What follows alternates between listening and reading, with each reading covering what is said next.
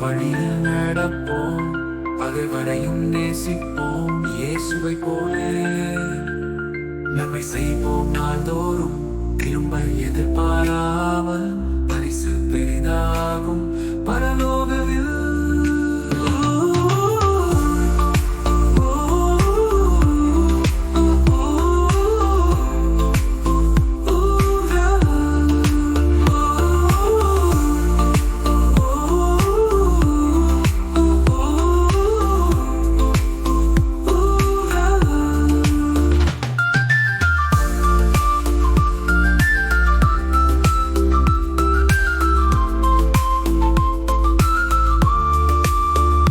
பகைவர் கூட பாசமாய் கரம் நீட்ட சொன்னவர், தீமையை நன்மையால் வெல்ல சொன்னார் நம்ம இயேசு.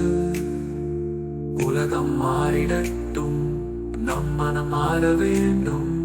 பரிசுத்த தேவனே என் வழிகாட்டியே.